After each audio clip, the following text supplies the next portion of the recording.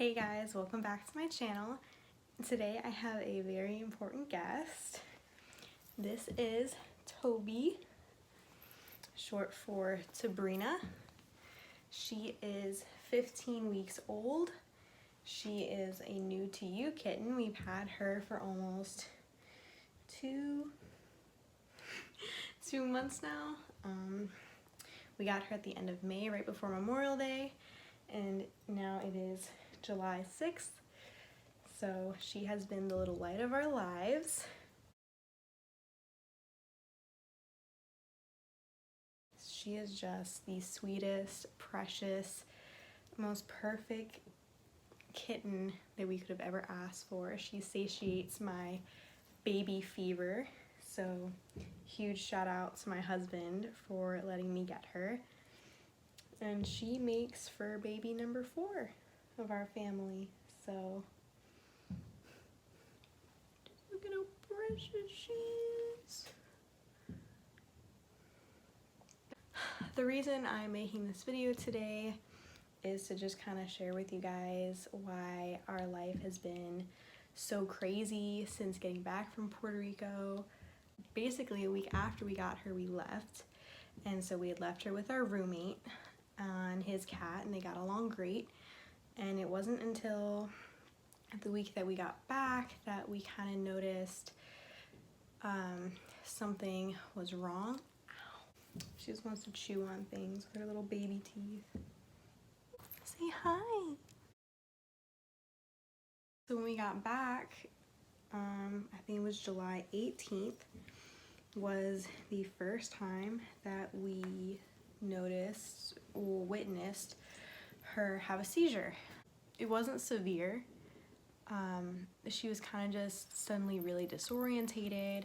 She was actually like kind of walking backwards in a circle, just looking really confused. And then she kind of snapped out of it, but she just seemed like just really disorientated. So the day after that, she suddenly got very like skittish out of nowhere. She was just laying down, and then she got up. She started like jumping around like she was scared of something. And so when I tried to like pick her up and comfort her, she was kind of like jumping at like anyone like touching her. Like even though she saw me like put my hand down and pet her, she was like jumping away from me as if she was scared. We were just kind of like, okay, well, you know, sometimes kittens will like get frightened for whatever reason, you know, like they're easily startled. Well, it wasn't until the 3rd day, which is what scared us the most.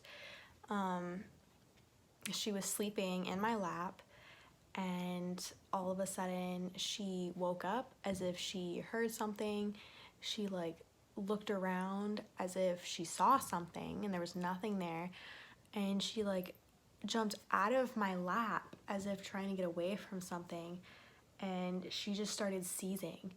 It was so scary. Like I don't know how to explain it, but like when you see a little 12-week-old kitten just, you know, wake up and then they can't even like run straight, and they fall over and just their whole body starts shaking, like you get scared, you know? So I wound up taking her to the emergency vet, and we tell them like, hey, this is the 3rd day in a row that she's kind of been having like seizure like behaviors. We're really scared. Like she just had like a full body convulsion. Well, they did a check and they said, oh well, she has like really bad ear mites, which okay, is normal because her mom was feral, and so she was an outdoor cat until, you know, we picked her up and took her in. That doesn't really like explain like the seizures. So they're like, oh, it can disturb the cat, so like when they make this noise, like they'll shake their head or whatever. And so like with kittens, the noise can frighten them, and so like they'll kind of have like a seizure like activity. I guess they can get into the inner ear canal and cause seizures. So they chalked it up to that. Basically, once the ear mites were treated, she'll be fine, whatever. Well, the week later, after she has a seizure, she's bleeding at the mouth. Like normally she's kind of like drooling when she seizes, like that's normal, but this time it was blood. Like blood's coming out of her mouth, she's seizing. I'm freaking the fuck out. So I pick her up, I go to my husband and I'm like, honey, look at her, like she's bleeding out of her mouth, like this isn't normal, like we have to take her back. So again, of course, it's nighttime on a Friday, our normal vet's not open, we have to take her back to the same emergency vet. Actually, just my husband took her because I went out with friends that night and he had grabbed her and he was like, I'll take her, don't worry about it, like go to dinner. So I was like, okay, well text me, call me, like as soon as they tell you what's up.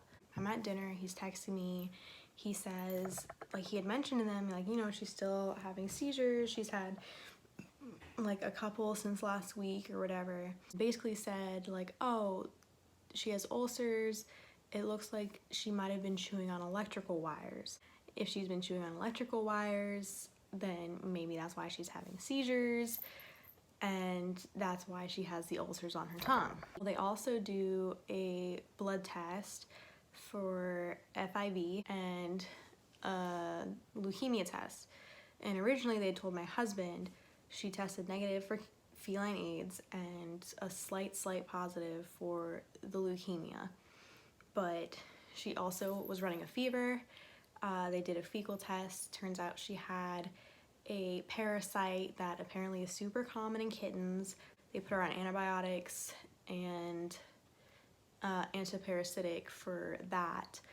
And they said, come back in 6 months and we'll double check the leukemia test to make sure that it wasn't a false positive. Just because she's really sick right now, it might have thrown a false reading. Again, there's another excuse as to why she's having seizures. That's not actually seizures, it's she's chewing on electrical wires, or she has the parasite and this parasite could go to the brain and cause seizures. But I just felt like they weren't taking the seizures themselves serious. Like, I don't know, like I guess they could say like, oh, these could cause seizures, but you weren't really looking into it that deeply. You were just kind of chalking it up to like, oh, it's ear mites, oh, it's this parasite, or she's chewing on electrical wires, even though we're like, never seen her do that, but sure. Fast forward another week and she's taken all of her medication for the fever and sickness, like the cold that she had, the parasite medication. She's still having seizures. So another week later, she started having seizures like really early in the morning. Well, I woke up to her having a seizure at 2 a.m. So picked her up, put her in bed, because after her seizure, she's so tuckered out, so tired. She's just kind of like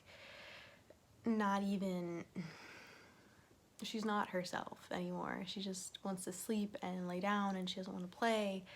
So she sleeps with us after her seizures pretty much, if she has them at night, or we just hold her after her seizures until she falls asleep.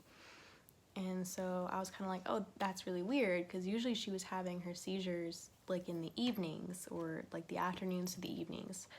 So I was like, okay, well, you know, like she's been having seizures for like 3 weeks straight at this point. But then later that night she had another seizure. After one of her seizures, and we were cleaning her up, like the blood out of her mouth and stuff, he was like, what if she has these ulcers because when she seizes, she's like biting down on her tongue? Which makes a lot more sense than she has ulcers from chewing on electrical wires, which we've never seen her do, which I do understand, you know, kittens will get into things when you're not looking, but we don't have any exposed wires that she's bitten through or anything to indicate that she's been chewing on wires. Like when she has seizures, she's not chewing on wires. She's waking up from her sleep and seizing, and she's not anywhere near a wire. So the vet's trying to tell us that she's chewing on a wire, had the ulcers, and because of the wire she's seizing. Not to be like disrespectful to all vets, but it just seems like in this experience that we had with this particular vet clinic, they just weren't taking it serious enough, that like our concerns with the seizures, and they just, I feel like they didn't do their they didn't do their due diligence in testing her and trying to really give us an answer instead of chalking it up to everything else. So we show up. I was just trying not to punch anyone in the face. And pretty much they're like, oh, is this your first time here? Well, since you mention, no, it's not our first time here. This is our third time here at this clinic for the exact same thing. Mind you, our chief complaint, the reason we went to this vet all 3 times was because of her seizures. Nothing else. We came there to try to find answers of, hey, our kitten's having a seizure. Our kitten's having a seizure. Our kitten is having a seizure. And we just got, she was treated for everything else but. So, and so she was like, oh, I remember you from last week, blah, blah, blah. Like, have you not gotten her into your regular vet? No, we haven't, because you gave us a medication that we thought would fix her seizures, and it has not. And every time that we have a problem, of course, it's during the week, and our vet office closes before either of us are off work. So here we are, fix your mistake. She basically tries saying that, oh, 3 weeks of seizures, like that's not good, that's gotta be something else, this, that, and the other. And I tell her, you know, like my husband brought it up last time when he was here that she was still having seizures, and she was having seizures the first time we came in. So now that's a week and a half, almost 2 weeks of seizures by the time my husband came to see you last week. And she tries saying, oh, no, like that's not what happened. Like if he would have told me that she was having a seizure every day for 2 weeks, like I wouldn't have just said that it was, you know, the parasites. Like I would have done additional testing. That's not the case, blah, blah, blah. Sure, like you're just trying to cover your own ass, because I know for a fact my husband mentioned it, because he told me he mentioned it, and he told me that you told him that it's the electrical wires, and now, well, and it was the parasite. So it sounds like you made an excuse before, but that wasn't really the problem, and you didn't look into it enough, and now here we are, she's still seizing, and it's getting worse. Because in 3 weeks, again, they had not done anything to test or treat her for seizures. They didn't refer us to get an MRI and test her neurologically, see if she had a tumor or an underdeveloped brain, literally anything. And they didn't test her for freaking like a heart problem, like congenital heart disorders, hypertension can all be reasons for seizures. And I could just go on forever. But she's saying like, oh, seizures in kittens are usually a much more serious thing. They're very uncommon. Like dogs are more likely to be epileptic. Cats usually really aren't. But I did my own research. Like not that, you know, Google University gives me any type of medical degree. But I've followed so many stories on YouTube of people who have cats who have seizures, and they're controlled on medications and everything else. So I know cats can be epileptic. Mind you, we are about $1,000 deep in vet bills at this point.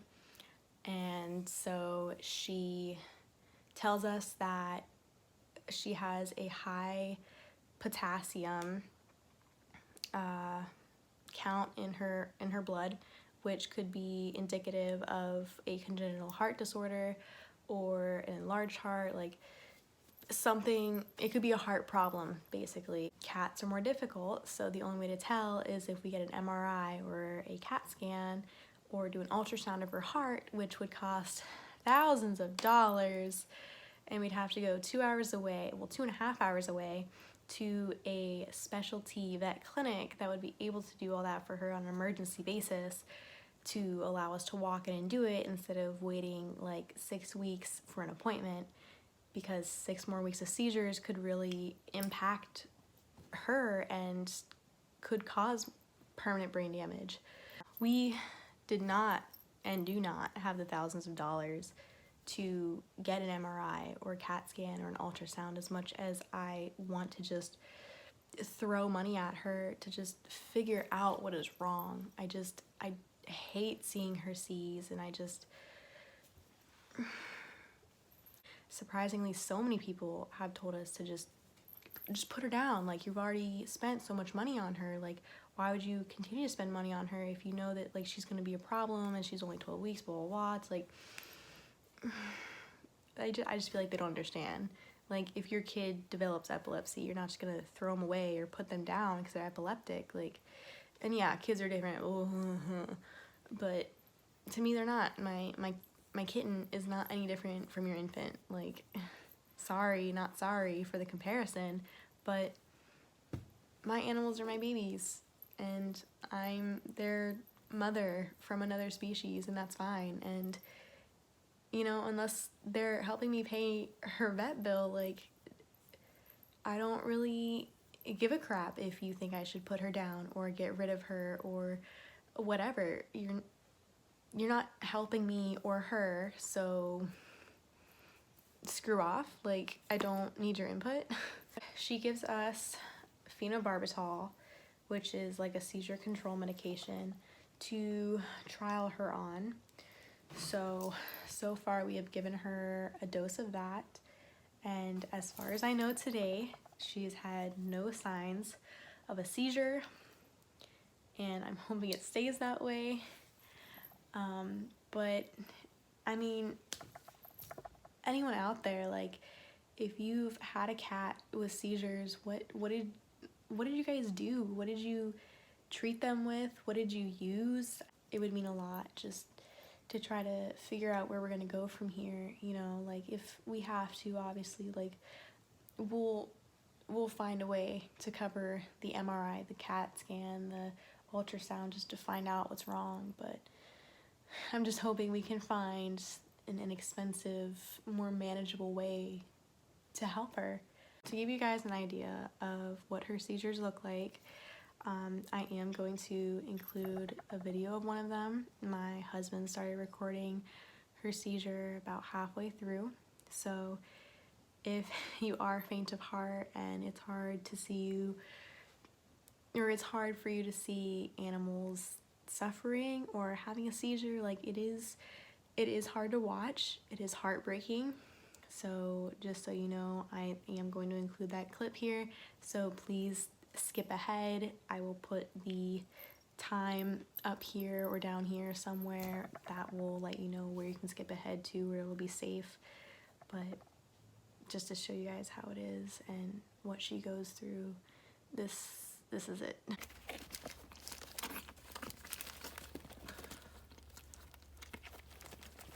Oh God. Honey, are you...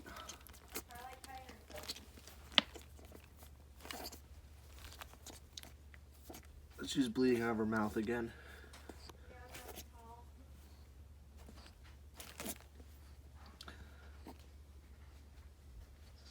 So they can...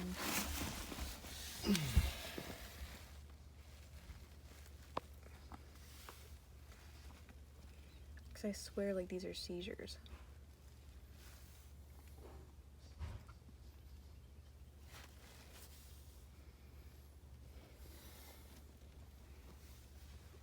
Her heart is racing. Like, do you see how she's, like, twitching? Mm-hmm. So far, almost a full day of no seizures is a great sign, and I really hope it stays that way.